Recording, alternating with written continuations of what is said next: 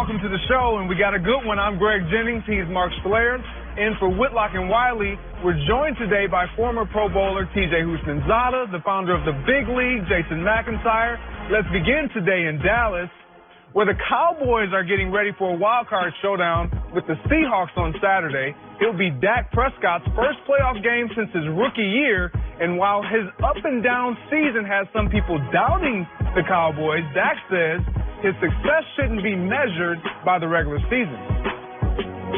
I don't pay attention to any stat but wins and losses. So when you say success of a quarterback or a quarterback success, depending on what they do in the playoffs, I think that's where the checks get written and they make their money, to be honest. Our job is to win, no matter what happens, no matter how you play individually. At the end of the day, it's to get the job done. Excited for my opportunity to be obviously back in the playoffs, missing the last year, but excited for this team and just knowing what we've got. Mark, we just heard what Dak Prescott said.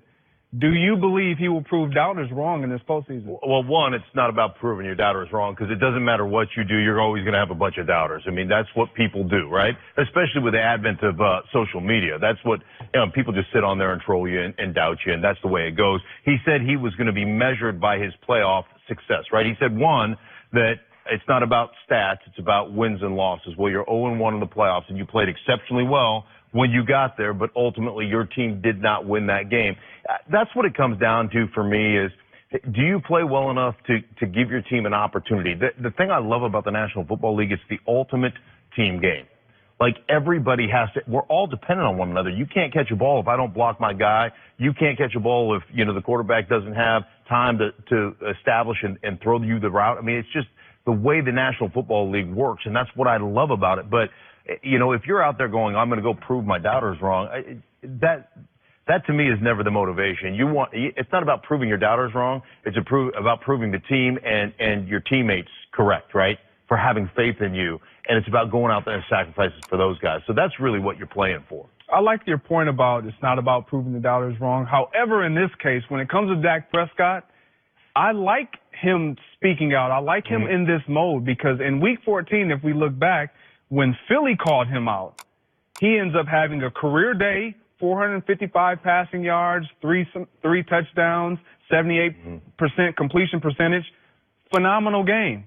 I like what he's done in the postseason, his rookie year. Right. Again, another phenomenal showing, over 300 yards passing, 100-yard rusher, 100-yard receiver. But it came all down to the guy across the field, Aaron Rodgers.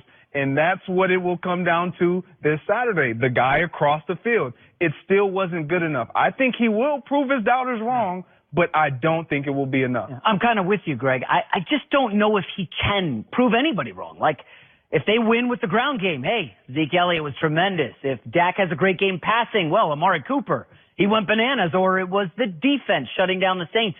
For some reason, whether it's the media, whether it's other NFL players or fans, they don't want to give Dak the credit. I don't know if this goes back to Tony Romo, who was beloved, we know, or maybe it's Dak's inability to perform in the red zone. Guys, he was one of the worst red zone quarterbacks this year. 51% completions. That's worse than any other quarterback in the playoffs if you remove Lamar Jackson, who only started 7 games. But Dak's got to get it done in the red zone. You can't settle for threes against Russell Wilson. I think that's going to be the key to this game, and I kind of hope he does prove them wrong. This guy's an underdog, right? Mid-round draft pick. Nobody thought Dak Prescott would be in another playoff game just 3 years into the NFL. For me, it's not about proving anybody wrong or right, because it's what you said. Dak Prescott's not going to get his credit. If they win the game, it's going to be, Amari Cooper played great, or the running game was great, or the defense. He's not going to get his credit. For some reason, we like to pick on Dak Prescott like he's not good enough. Now, with that being said, if you talk about his red zone percentage. The Dallas Cowboys offensively, they're not very creative. You watch their red zone concepts, they're not very creative. It's, we're going to run this route, you got to win. We're not going to get a bunch of alignments and get guys open. You know what I'm talking about, where the system will get guys open. Certain coaches do a great job of getting you open. Other coaches, the receivers have to get open. And so for me, Dak Prescott, just go play well. Whatever happens, happens, because I don't believe he's going to get credit either way, because they're going to give it to somebody else anyway. Yeah, you know what's interesting, though? For me, and I look at the way this offense is going to be orchestrated, in the playoffs. I think one of the things that's happened when you look back to his rookie year, so much more of the collegiate system that they were running. I think he's got an old soul. I actually like Dak Prescott. I like him as a quarterback, and I think he's a good quarterback. I think when he was performing at his peak efficiency, there was a lot more RPO stuff, one receiver routes, using him in the red zone to run the ball. That's where he's going to flourish. Now, I think the Dallas Cowboys have understood that is not a long-term recipe for health and success, right? So we're gonna mold him into a more traditional type of quarterback. But at this point, you're in the playoffs, man. Katie bar the door. You go back to the collegiate stuff that he's best at, like running the ball. There needs to be 7, 8 designed runs for quarterback runs, especially in the red zone. A bunch of RPO aspects to your, where you're flagging that Seattle, ball. they're not a confuse you type of defense. No. We're going to line up. We're going to play single high safety, one safety in the middle, and we're coming after you. We're going to man your receivers up. Play an 8-man box. We're going to play cover 3 in a matchup zone. Now listen, in the first meeting, I believe it was week 3, he did not have Amari Cooper. So hopefully, the offense won't be as bad as they were in the first meeting because they could not move the football against Seattle in that first I want to go back to something the both of you said about Dak Prescott not being able to prove any of his doubters wrong. I think that is a little different from my point of view because when I look at him last season, he had a great opportunity in front of him when Ezekiel Elliott was out of the lineup, those 6 games, to prove everyone wrong, to make sure that this is his team.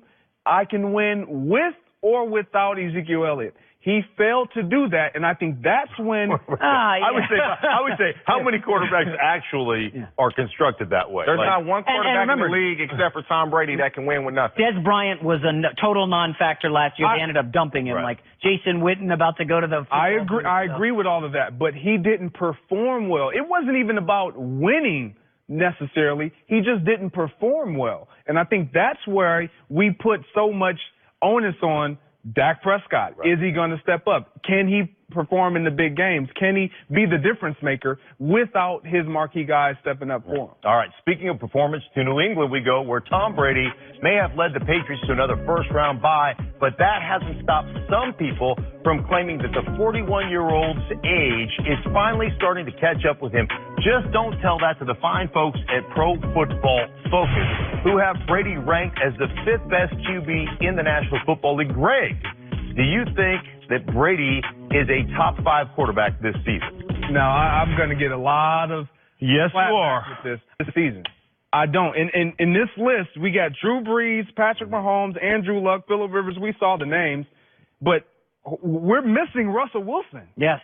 Russell Wilson, in my opinion, is number 5. And when you look at the numbers, passer rating, Tom Brady is number 12, Russell Wilson number 3. 19th in completion percentage is Russell Wilson. 18th is Tom Brady. You go down the yards per pass attempt. 9th is Russell Wilson. 13th is Tom Brady.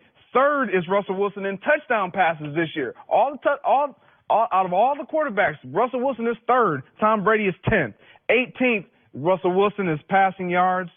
7th is Tom Brady. These numbers let me know if this is what we're going off of, Russell Wilson is better quarterback right now. And he's had to work with the best rushing team in all of football. Meaning when I mentioned the passing yards, his passing yards are going to be less because he's not had to throw as much. Right. Well, I will tell you, this is why I would disagree with you. And I think Russell Wilson's phenomenal. Don't get me wrong.